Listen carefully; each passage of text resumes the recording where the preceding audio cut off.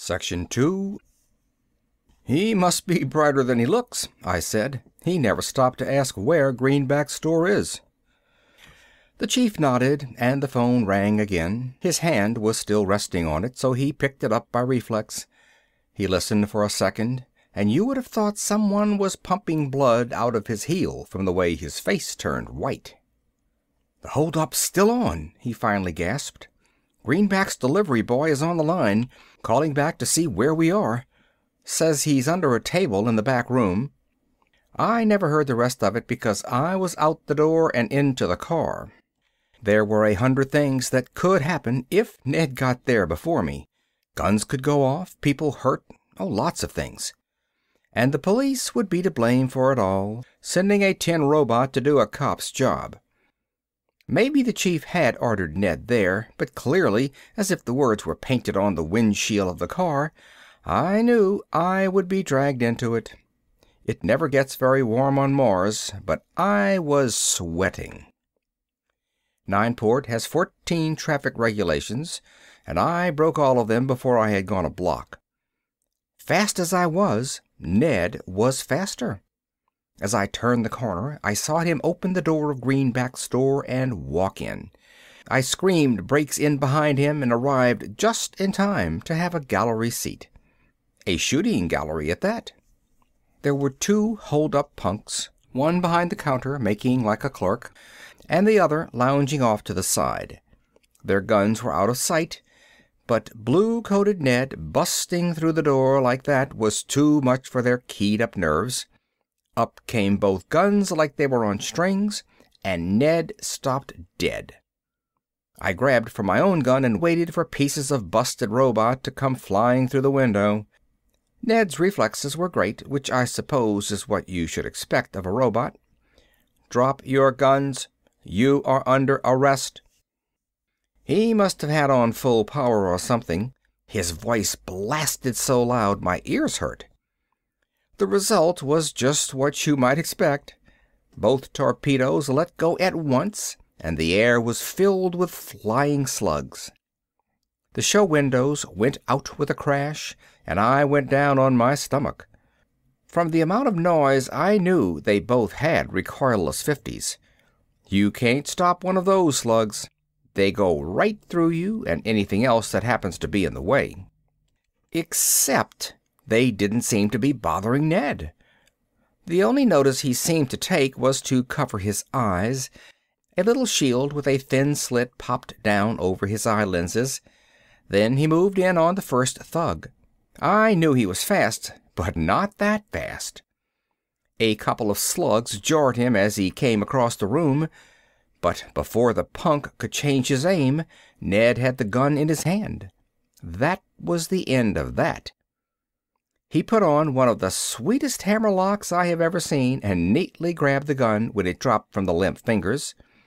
With the same motion that slipped the gun into a pouch, he whipped out a pair of handcuffs and snapped them on the punk's wrists.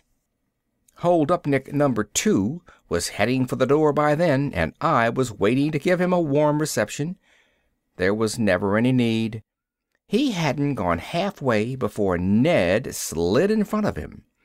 There was a thud when they hit that didn't even shake Ned, but gave the other a glazed look. He never even knew it when Ned slipped the cuffs on him and dropped him down next to his partner. I went in, took their guns from Ned, and made the arrest official. That was all Greenback saw when he crawled out from behind the counter, and it was all I wanted him to see. The place was a foot deep in broken glass and smelled like the inside of a Jack Daniels bottle. Greenback began to howl like a wolf over his lost stock. He didn't seem to know any more about the phone call than I did, so I grabbed a hold of a pimply-looking kid who staggered out of the storeroom. He was the one who had made the calls. It turned out to be a matter of sheer stupidity. He had worked for Greenback only a few days, and didn't have enough brains to realize that all holdups should be reported to the protection boys instead of the police. I told Greenback to wise up his boy, as look at the trouble that got caused. Then pushed the 2 ex-holdup men out to the car. Ned climbed in back with them, and they clung together like two waifs in a storm.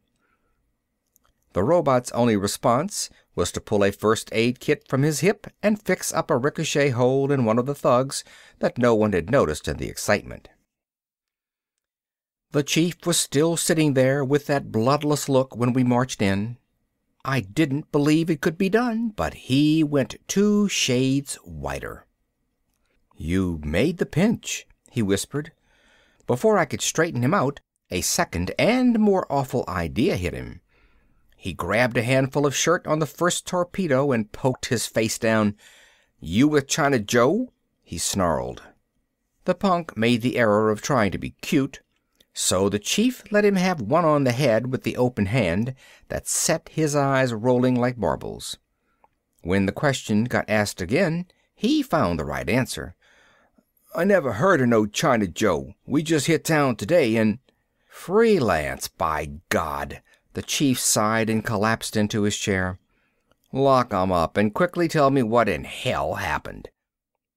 I slammed the gate on them and pointed a none too steady finger at Ned. "There's the hero," I said. "Took 'em on single-handed, wrestled them for a fall, and made the capture. He's a one-robot tornado, a power for good in this otherwise evil community. And he's bulletproof, too." I ran a finger over Ned's broad chest. The paint was chipped by the slugs, but the metal was hardly scratched. "This is going to cause me trouble, big trouble," the chief wailed. I knew he meant with the protection boys.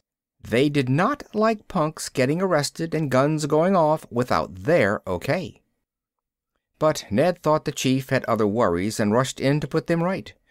"There will be no trouble. At no time did I violate any of the robotic restriction laws.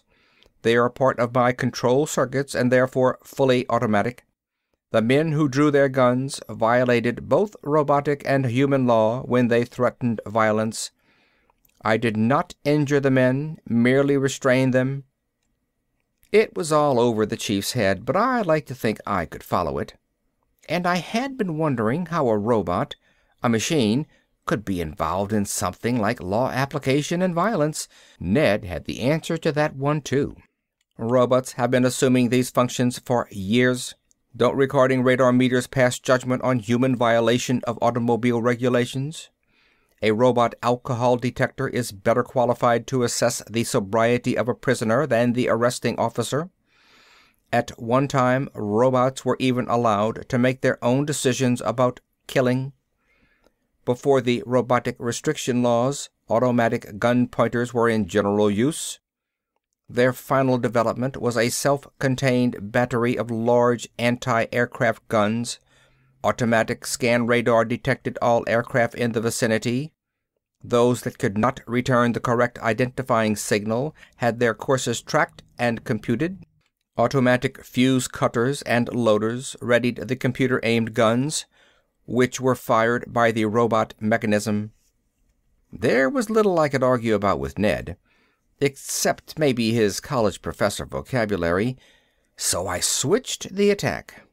But a robot can't take the place of a cop. It's a complex human job. Of course it is. But taking a human policeman's place is not the function of a police robot. Primarily, I combine the functions of numerous pieces of police equipment, integrating their operations and making them instantly available. In addition, I can aid in the mechanical processes of law enforcement. If you arrest a man, you handcuff him. But if you order me to do it, I have made no moral decision. I am just a machine for attaching handcuffs at that point. My raised hand cut off the flow of robotic argument. Ned was hipped to his ears with facts and figures, and I had a good idea who would come off second best in any continued discussion. No laws had been broken when Ned made the pinch, that was for sure. But there are other laws than those that appear on the books. "China Joe is not going to like this, not at all," the chief said, speaking my own thoughts. The law of tooth and claw. That's one that wasn't in the law books. And that was what ran Nineport. The place was just big enough to have a good population of gambling joints, bawdy houses, and drunk rollers. They were all run by China Joe, as was the police department. We were all in his pocket, and you might say he was the one who paid our wages. This is not the kind of thing, though, that you explain to a robot. Yeah, China Joe. I thought it was an echo at first, then realized that someone had eased in the door behind me. Someone called Alex. 6 feet of bone, muscle, and trouble. China Joe's right-hand man. He imitated a smile at the chief, who sank a bit lower in his chair. China Joe wants you should tell him why you got smart cops going around and putting the arm on people and letting them shoot up good liquor. He's mostly angry about the hooch. He says that he had enough guff, and after this you should... I am putting you under robot arrest, pursuant to Article 46, Paragraph 19 of the Revised Statutes. Ned had done it before we realized he had even moved. Right in front of our eyes, he was arresting Alex and signing our death warrants. Alex was not slow. As he turned to see who had grabbed him, he had already dragged out this cannon. He got one shot in, square against Ned's chest, before the robot plucked the gun away and slipped on the cuffs. While we gaped like dead fish, Ned recited the charge in what I swear was a satisfied tone. The prisoner is Peter Rajumsky, alias Alex the Axe, wanted in Canal City for armed robbery and attempted murder. Also wanted by local police of Detroit, New York, and Manchester on charges of... "Get it off me!" Alex howled. We might have too, and everything might have still been straightened out if Benny Bug hadn't heard the shot. He popped his head in the front door just long enough to roll his eyes over our little scene. "Alex! They're putting the arm on Alex!" Then he was gone, and when I hit the door, he was nowhere in sight. China Joe's boys always went around in pairs, and in 10 minutes he would know all about it. "Book him," I told Ned. "It wouldn't make any difference if we let him go now. The world has already come to an end." Fats came in then, mumbling to himself. He jerked a thumb over his shoulder when he saw me. "What's up? I see little Benny Bug come out of here like the place was on fire and almost get killed driving away." Then Fats saw Alex with the bracelets on and turned sober in 1 second. He just took a moment to gape, then his mind was made up. Without a trace of a stagger, he walked over to the chief and threw his badge on the desk in front of him. "I'm an old man and I drink too much to be a cop. Therefore I am resigning from the force, because if that is whom I think it is over there with the cuffs on, I will not live to be a day older as long as I'm around here." "Rat!" the chief growled in pain through his clenched teeth. "Deserting the sinking ship, rat!" "Squeak!" Fats said, and left. The chief was beyond caring at this point. He didn't blink an eye when I took Fats's badge off the desk. I don't know why I did it. Perhaps I thought it was only fair. Ned had started all the trouble, and I was just angry enough to want him on the spot when it was finished.